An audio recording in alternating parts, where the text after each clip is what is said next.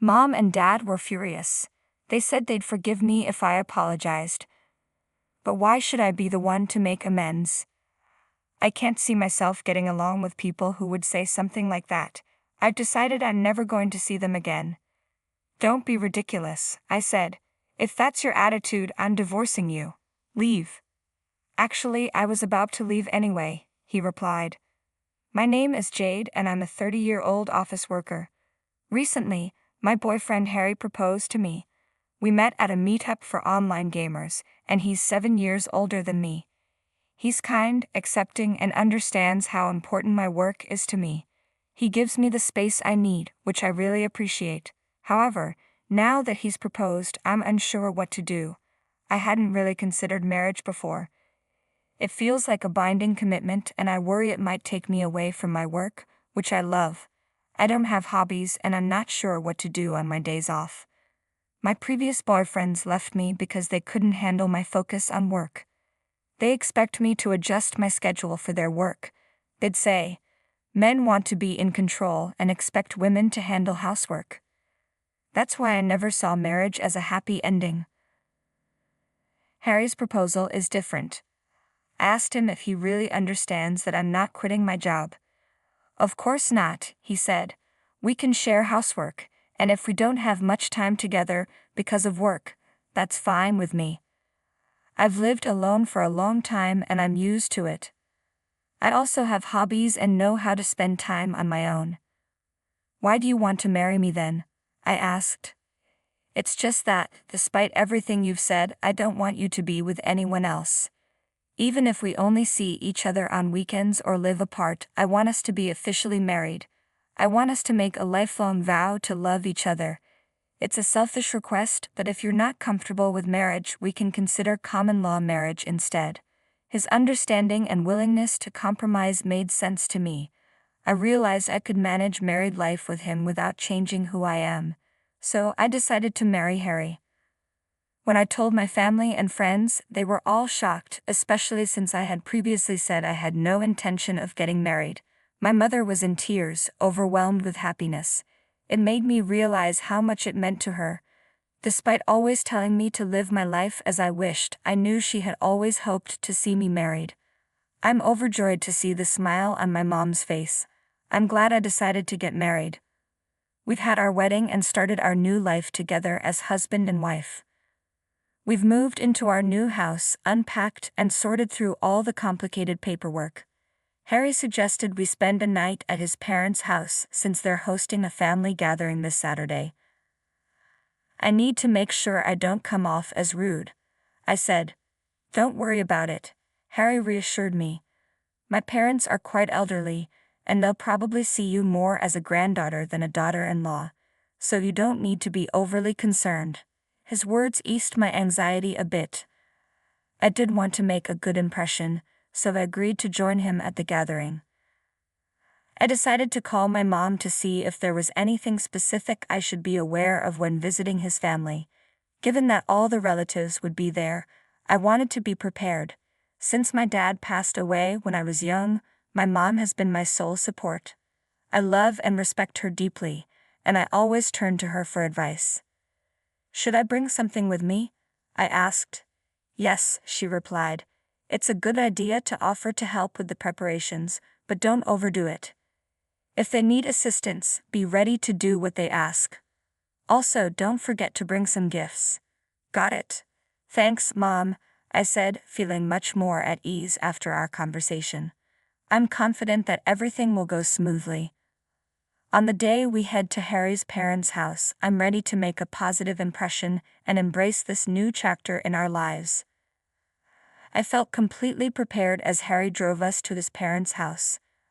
After about 40 minutes, we arrived. It had been since the wedding that I had seen my in-laws and the extended family. Harry had assured me they were all looking forward to meeting me, which eased my nerves and made me excited. Upon arrival, I could hear the lively chatter of the relatives inside, and it seemed they might already be dining. Harry led me into the living room where we were warmly greeted. "Oh, you're here. Come in. Come in," his parents said, inviting us to join them. "Sit down. Let's toast once more. Harry's parents appeared a bit tipsy but cheerful. We settled in and enjoyed our drinks. I took out the gift I had brought for them. "Oh, thank you so much," they said. "Is there anything we can help with?" I pulled out my apron ready to assist. No, there's no need," they insisted. "Just relax and enjoy yourself." I was slightly surprised by their insistence that I should simply enjoy the evening. Harry's parents, who are quite elderly, his mother is 68 and his father is 72, seemed to treat me as if I were their granddaughter, just as Harry had mentioned. We continued with dinner and then Harry's mother came over to chat. "Here's another beer," she said, handing me a drink. "The wedding was wonderful, wasn't it?" I thanked her, but then she added something unexpected. "If I had one complaint," she said, "it would be about your mother." I was taken aback.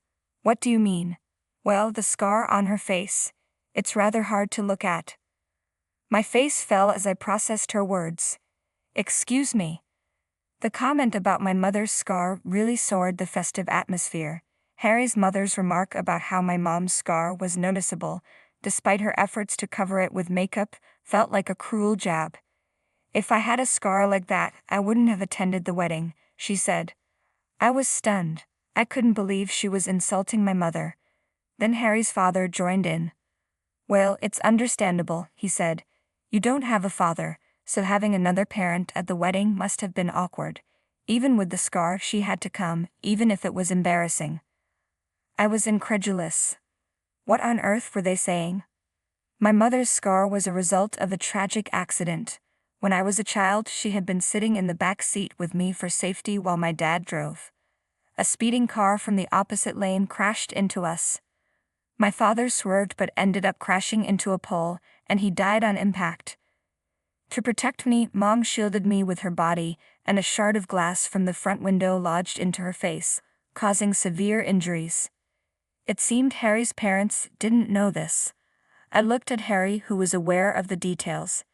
His discomfort was palpable as he stared at his plate, eating silently. "You're not going to say anything?" I asked, feeling utterly betrayed. I was deeply disappointed in him. His parents were making fun of my mother, and he wasn't standing up for her. The fact that my in-laws were laughing and mocking my mother in front of the relatives was beyond unacceptable. I couldn't let this go.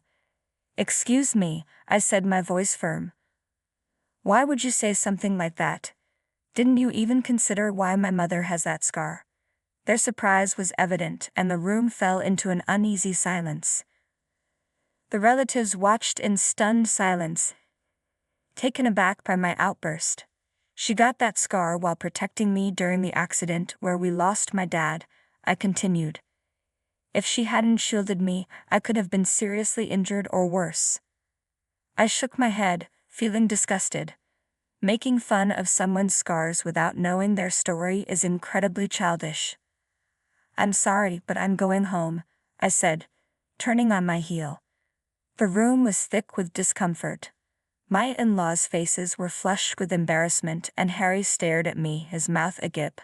I left the house and caught a cab to the station, then took a train back home. When I arrived, I decided to gather my things and prepare to leave. But since it was already late and I had been drinking, I spent the night at home. The next morning, I waited for Harry to return.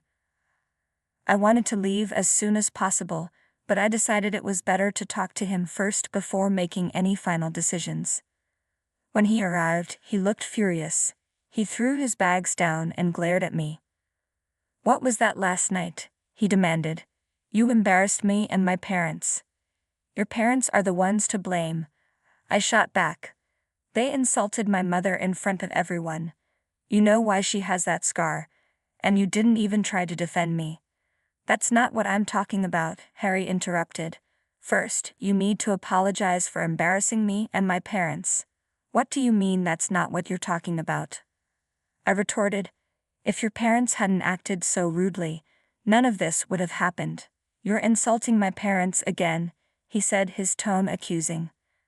"That's not what I'm doing," I replied, frustrated. I'm standing up for my mother and calling out their unacceptable behavior. I'm just stating the facts, I said, trying to explain. Mom and Dad were really angry, but they said they'd forgive you if you apologized. They're being so generous, Harry replied. You should be grateful. Grateful? I snapped. Why should I be the one to apologize? I don't think I can get along with people who say things like that. I'm never going to see them again. Don't be ridiculous, Harry said, his voice rising. If that's how you feel, then I'm divorcing you. Get out. Fine, I was just about to leave anyway, I said, grabbing the bags I had already packed. So you intended to leave? Harry asked, surprised. Yes, I confirmed. Because your family treated me terribly. Okay then, Harry said, pulling out a set of papers and slamming them onto the table. I have something to show you. He had already filled out the divorce papers, and his parents had signed as witnesses. It was clear they had discussed this and decided that if I didn't comply, he would present me with these papers. Unbelievable. I wanted nothing to do with them. So you think threatening me with divorce will make me apologize? I asked, bewildered. Exactly, Harry said. If you're sorry at all, we're going back to my parents' house right now to make amends. I couldn't understand why he thought this was an effective way to deal with the situation. I picked up my divorce papers and bags and left the house without saying another word. Harry's cries followed me, but I ignored them. I returned to my mom's house, feeling a sense of relief as I walked through the door. I submitted the divorce papers on the way home. That meant I was completely done with Harry. When I arrived back at my mom's house, she was surprised to see me but quickly grew somber as I explained what happened. I'm so sorry. It's all my fault, I said, feeling defeated. If you say that again, she warned, I'm going to get angry. You're the person I love and respect the most. If anyone insults you, I'm not forgiving them, whether it's my husband or his parents. Thank you, Mom, I said, feeling comforted. A few days later, Harry reached out to me multiple times, but I ignored him. It wasn't long before he showed up at my doorstep. I didn't want to let him in, so we talked at the entrance. Will you please respond to me? You need to come home right now, he pleaded. Why should I? I countered. I have nothing to do with you anymore. What do you mean? He asked, confused. I submitted the divorce papers, I said firmly. What? Harry's eyes widened. We're no longer husband and wife, I explained. Don't be ridiculous. Why would you do that? He demanded. You were the one who prepared the papers. It was just up to me to submit them, I replied. I was only trying to threaten you, he stammered. What does it matter? Why would you fill out the divorce papers just to threaten me? Asked incredulously. I can't believe this, he said, his voice rising. I'm going to register the marriage again. Well, I'm not signing anything, I said firmly. Besides, it's too late now. I've already submitted the documents to prevent you from doing that, I said firmly. No way, Harry replied, his voice faltering. He seemed to lose his resolve. Please, please reconsider. We were in love. You know that's not why you want to continue the marriage, I retorted. What do you mean? He asked, confused. You want me to take care of your parents, don't you? I said, raising an eyebrow. They're elderly and seem to have various health issues. You wanted a wife who would look after them, right? Otherwise, the responsibility would fall solely on you as their only son. Harry stood there, stunned, clearly not expecting me to confront him with this. He started, but his voice trailed off. Suddenly, his expression hardened. Fine. If that's how you feel, then you're coming back with me, right now. No way, I said firmly. Why should I take care of your parents? They have nothing to do with me anymore. Shut up, Harry shouted. I'm taking you home, no matter what. Do you think you can threaten me? I countered. I'm serious, I'm not coming with you. As Harry continued to argue, a man appeared behind him. I looked at the newcomer, startled. The man addressed Harry, his tone authoritative. What do you mean by what you just said, sir? Huh? Who are you? Harry asked, confused. The man flashed a badge. I'm sorry for the intrusion. I'm a police officer, patrolling this area undercover. I can call for help right now if that would make things easier, the officer said. No, thank you, Harry stammered. Are you stalking this woman? The officer asked. No, I'm her husband, Harry replied. Her husband? But it sounds like there's trouble here, the officer said, glancing at me. He's my ex-husband, I interjected. We're divorced and he's been stalking me. What? What are you saying? Harry protested. The officer turned to him. Can you please explain what's going on? I'd like you to come to the station with me. No way, Harry said, panicking. I just wanted to talk. I'll come another time. With that, Harry fled in a panic. Mitch, are you okay? I asked, still shaken. You surprised me, Jade, Mitch said. I didn't expect you to turn up like this. Mitch, a police officer, was an old friend from childhood. He had recently been assigned to the station nearby. I'm glad you were patrolling, I said. Thanks, Mitch replied. I actually received a call from your mom. Huh? I looked inside the house to see my mom smiling at me. She lives alone, so I was worried, Mitch explained. I decided to check in on her from time to time. I didn't know, I said, touched. We planned to surprise you when you came back, Mitch said with a smile.